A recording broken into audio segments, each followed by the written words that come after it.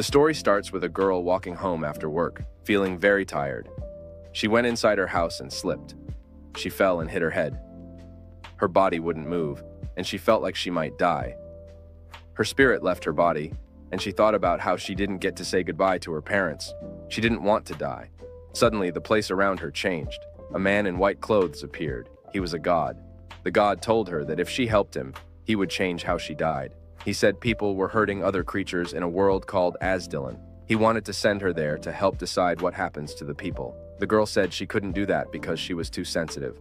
The god told her she would get special powers like teleportation and other abilities if she helped. She said she only wanted to pet fluffy animals.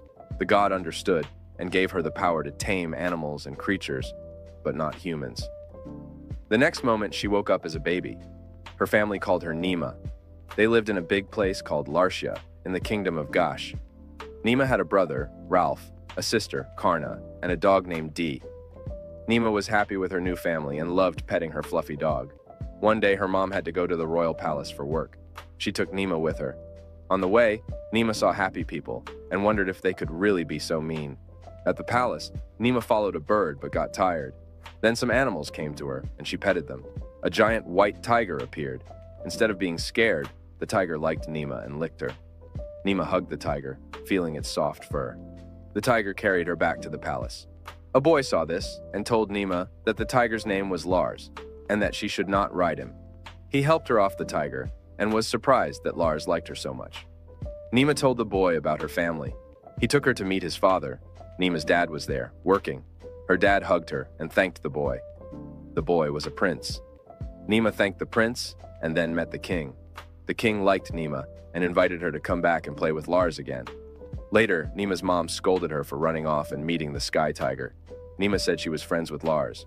Her mom said the sky tiger was special and had magical powers. Nima promised to be careful. Her parents were amazed because they didn't know she could tame such a powerful creature. The next day, Nima went back to the palace to watch her brother and sister at school. She saw Ralph fight in a magic battle and win. Nima cheered for him but then had to go to the bathroom.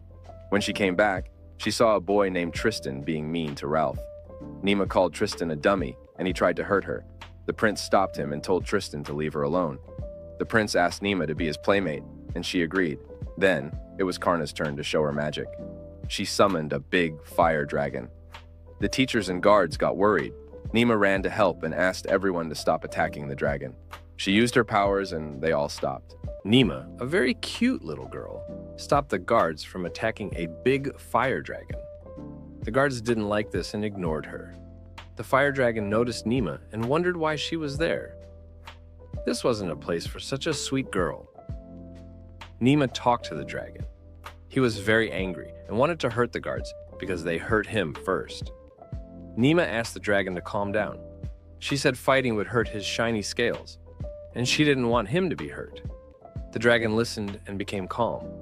He let Nima touch his scales. He was surprised she wasn't scared.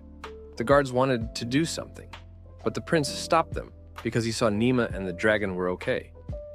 Nima thought the dragon's body would be hot, but he was gentle and warm. The dragon decided Nima was his master. Everyone was amazed to see a little girl taming a big dragon. The dragon gave Nima a magic orb, letting them talk in their mind and share his power. Nima turned the orb into a teddy bear to keep it safe. After the dragon left, Nima's sister, Kara, hugged her and cried. The prince gently squeezed Nima's cheeks, showing he cared too. The prince then took Nima and Kara to the palace. There, they met the king and queen. Nima felt nervous. The king worried about the dragon's power, but Nima's father promised she would use it only if she had to.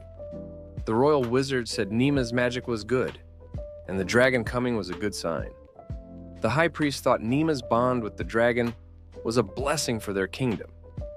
Nima didn't worry about the fancy words. She just wanted to play with her fluffy friends. The prince saw Nima getting bored and suggested she play with Lars, her tiger friend. Nima's eyes sparkled with joy. The king allowed it, and Nima happily went to Lars.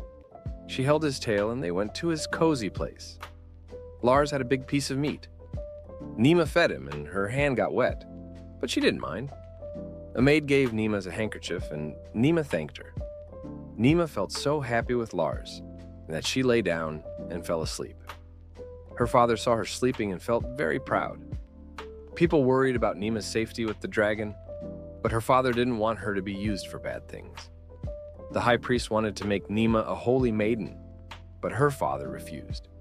He didn't want Nima to become a puppet. Later, Lars licked Nima's face to wake her up. She was happy to see her parents. The king, who liked Nima a lot, said she could come to the palace anytime she wanted, but needed someone with her if she wanted to see the dragons. This made Nima excited. The story starts with Nima watching a big, scary frost spider. Everyone is afraid because the frost spider looks mean.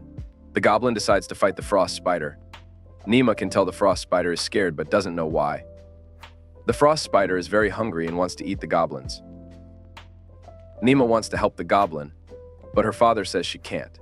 He says it's their fight, and the strongest one will win. Nima has to watch from far away. The frost spider attacks with her sharp fangs, but the goblin is quick and dodges. The goblin fights back with punches and kicks. The frost spider tries to slice him with her long legs. The goblin jumps high in the sky, surprising everyone. Nima is worried because the frost spider is strong. The goblin punches the frost spider hard, and it looks like he has won, but the frost spider is still alive and jumps on the goblin, making everyone think the goblin is gone. Nima is sad for the goblins. Then, the goblin is alive. He tears the frost spider apart and throws her away. The frost spider is too weak to fight and is dying. Nima is glad the goblin is okay but still doesn't understand why the frost spider was scared. Just then, the frost spider talks to Nima and asks for help. She is going to have a baby and needs food. Now, Nima understands why the frost spider was scared. Nima feels very sad because she can't help her now. As the frost spider dies, her baby appears. Nima wants to take care of the baby spider. She prays for the frost spider and wishes her peace. Nima decides she wants to be strong to help other monsters like the frost spider.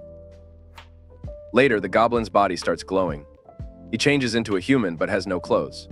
Nima's father says the goblin has turned into a human. Nima is curious and calls the fire dragon for answers. The next day, the fire dragon comes to help. The goblin gets clothes but can't button them.